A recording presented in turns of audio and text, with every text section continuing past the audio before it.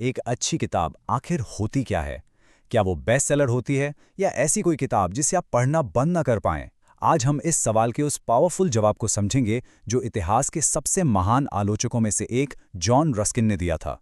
ये एक्सप्लेनर उनके मूल विचारों को आसान भाषा में तोड़ने के लिए डिज़ाइन किया गया है, खासकर उन स्टूडेंट्स के लिए जो इस इन्फॉर्मेशन से भरी दुनिया में सही रास्ता ढूंढ रहे हैं। तो क्या आप पढ़ने के बारे में अपनी सोच बदलने के लिए तैयार हैं?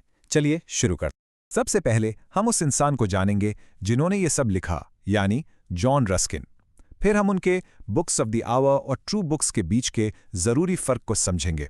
वहाँ से हम उनके कुछ सबसे पावरफुल मेटाफर्स जैसे the company of the great में शामिल होना और reading as mining for gold को एक्सप्लोर करेंगे। हम इसे द पीयरेज ऑफ वर्ड्स के कॉन्सेप्ट से रैप अप करेंगे और आखिर में आपके लिए जो अहम बातें हैं उन्हें एक साथ देखेंगे। तो चलिए शुरुआत करते हैं उस दिमाग से जिसके पीछे ये मजबूत और चुनौतीपूर्ण शब्द हैं। यह है जॉन रस्किन, 19वीं सेंचुरी के सबसे प्रभावशाली विचारकों में से एक। वो एक सच्चे ज्ञानी थे जिन्होंने आर्ट और आर्किटेक्चर से लेकर पॉलिटिक्स और हिस्ट्री तक हर चीज पर अधिकार के साथ लिखा। उनके विचारों को जो चीज हमेशा जिंदा रखती है वो है उनकी स्पष्टता और विश्वास। जिस ऐसे को हम आज एक्सप्लोर कर रहे हैं वो उनकी मशहूर किताब सेसमे एंड लिली से लिया गया है और पढ़ने पर उनके विचार आज पहले से कहीं ज्यादा रेलेवेंट हैं। अब हम आते हैं रस्किन के सबसे बुनियादी तर्क पर। सब कुछ एक बहुत ही ज़रूरी फ़र्क से शुरू होता है जो वो दो अलग अलग तरह की किताबों के बीच करते हैं। पहली कैटेगरी को वो बुक्स ऑफ द आवर कहते हैं। इनके बारे में सोचिए जैसे कि ये वो मनोरंजक, उपयोगी लेकिन आखिरकार अस्थायी कंटेंट है जो हम रोज़ कंज्यूम करते हैं। रस्किन ने उन्हें अच्छे से छपे हुए लेटर्स या न्यूज़पेपर्स के रूप में देखा। आज की दुनिया में ये एक ट्रेंडिंग न्यूज़ आर्टिकल, एक वायरल ब्लॉग पोस्ट या वो नॉवेल हो सकता है जिसके बारे में हर कोई बात कर रहा है। ये एक तुरंत ज़रूरत पूरी करते हैं लेकिन ये हमेशा के लिए नहीं बने होते। इसके ठीक विपरीत हमारे पास हैं ट्रू बुक्स। रस्किन का तर्क है कि एक सच्ची किताब सिर्फ एक बोली हुई चीज़ नहीं है जिसे लिख दिया गया हो। ये एक सावधानी से बनाई गई लिखी हुई चीज़ है जिसे स्थायित्व यानी परमानेंस के लिए बनाया गया है। इसका मकसद सिर्फ एक विचार को कम्युनिकेट करना नहीं बल्कि लेखक के सबसे गहरे, सबसे साफ ज्ञान को आने वाली पीढ़ियों के लिए संजो कर रखना है।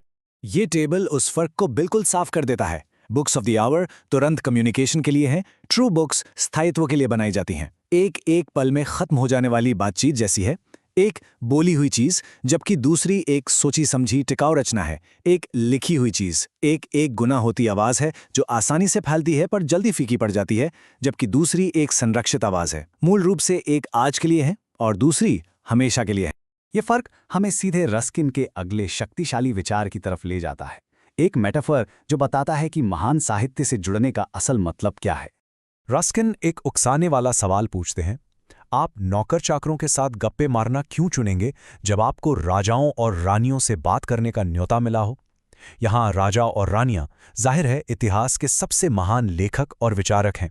वो कह रहे हैं कि जब आप एक सच्ची किताब पढ़ते हैं तो आप एक प्रतिभाशाली दिमाग से सीधे बातचीत कर रहे होते हैं, एक ऐसा मौका जिसे आपको हल्के में नहीं लेना चाहिए। और ये महान लोगों का दरबार, जैसा कि वो इसे देखते हैं, इसके अपने नियम हैं। यह एक ऐसा समाज है जो सबके लिए खुला है, अमीर हो या गरीब, लेकिन इसमें दाखिला मुफ्त नहीं है। ये सिर्फ मेहनत और योग्यता से मिलता है। आपको अपनी जगह कमानी पड़ती है और एक बार जब आप अंदर आ जाते हैं तो आपको सिर्फ अपनी गलती से ही बाहर निकाला जा सकता है, अपने ध्यान या सम्मान की कमी से। ये मृतकों की संगति है, इतिहास के सबसे महान दिमागों की एक अमर सभा जो आपके शामिल होने का इंतजार कर रही है। और यहां से असली काम शुरू होता है। ये महान लेखक हमसे मूल रूप से कह रहे हैं, अगर आप हमारे स्तर तक नहीं उठेंगे तो हम आपके लिए नीचे नहीं झुक सकते। पूरी जिम्मेदारी पढ़ने वाले पर है। महान लोग अपने गहरे विचारों को हमारे लिए आसान नहीं करेंगे। हमें खुद को ऊपर उठाना होगा, मेहनत करनी होगी और उनके विचारों के स्तर तक पहुंचना होगा ताकि हम उन्हें सही में समझ सकें।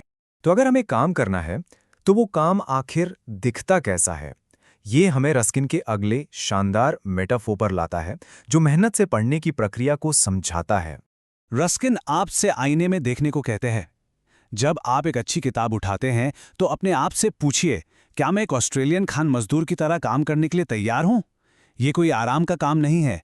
ये सवाल उनकी उस शक्तिशाली तुलना को तैयार करता है जो सच्चे अर्थ के लिए पढ़ने और कीमती धातु के लिए खनिज खोदने के कठिन परिश्रम के बीच है। यह स्लाइड इस प्रक्रिया को बिल्कुल साफ दिखाती है। लेखक के शब्द चट्टान हैं, कठोर और घने। आप बस अर्थ उठा नहीं सकते। आपके कुदाल आपके अपने औजार हैं, आपका ध्यान, आपकी बुद्धि, आपका पहले से मौजूद ज्ञान। आप उनका इस्तेमाल चट्टान को तोड़ने के लिए करते हैं। भट्टी आपकी अपनी विचारशील आत्मा है, जहां आप कीमती अयस्क निकालने के लिए गर्मी और दबाव डालते हैं, और तभी जाकर आपको सोना मिलता है, लेखक का सच्चा गहरा अर्थ। अब हम रस्किन के आखिरी और शायद सबसे जरूरी पॉइंट पर आते हैं। ये सिर्फ मेहनत से पढ़ने के बारे में नहीं है, ये विचारों के मूलभूत तत्वों को समझने के बारे में है, यानी शब्दों को। रुस्किन पीरेज ऑफ वर्ड्स का एक शानदार कॉन्सेप्ट पेश करते हैं। इसका मतलब है कि शब्द सिर्फ बेमतलब के लेबल्स नहीं हैं। उनका इतिहास, उनके पूर्वज और यहां तक कि उनका एक दर्जा होता है। उनका तर्क है कि एक सच्चा शिक्षित व्यक्ति शब्दों की इस कुलीनता को समझता है। वो जानता है कि एक शब्द कहां से आया है, उसका सही ऐतिहासिक अर्थ क्या है और दूसरे शब्दों से उसका क्या रिश्ता है। ये कोट उनकी बात को बिल्कुल तीखा बना देता है। वो कहते हैं कि एक शिक्षित व्यक्ति सच्चे वंश और प्राचीन खून के शब्दों को, जिसे वो मॉडर्न कनाइल कहते हैं, उसे एक झलक में पहचान सकता है। कनाइल एक फ्रेंच शब्द है जिसका मतलब है आम लोगों की भीड़।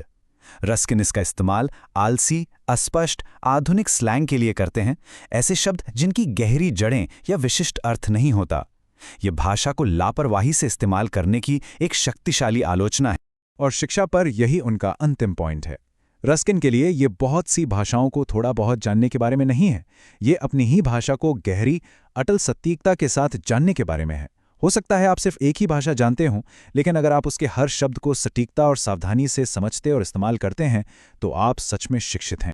तो रस्किन के दिमाग के सफर के बाद चलिए सब कुछ एक साथ लाते हैं और इस पूरे एक्सप्लेनर से मिली सीख को पक्का करते हैं। यहाँ 4 मुख्य सीखें हैं। पहला, पल भर की किताबों और हमेशा रहने वाली किताबों के बीच फर्क करना सीखें। दूसरा, एक महान किताब पढ़ने के काम को इतिहास के सबसे बुद्धिमान लोगों के साथ बातचीत के रूप में देखें।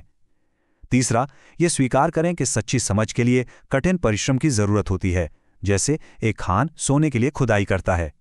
और चौथा, सच में शिक्षित बनने के लिए अपने शब्दों पर पूरी सटीकता के साथ महारत हासिल कर। और अब आपके लिए एक आखिरी विचार। रस्किन के विचारों को सुनने के बाद आप अपनी अगली अच्छी किताब को कैसे पढ़ेंगे? क्या आप अपना कुदाल लाने और अंदर छुपे सोने को ढूंढने के लिए एक खान मजदूर की तरह काम करने के लिए तैयार हैं? ऐसे ही बड़े विचारों को आसान बनाने वाले और एक्सप्लेनर्स के लिए सब्सक्राइब करना ना भूलें। देखने के लिए धन्यवाद।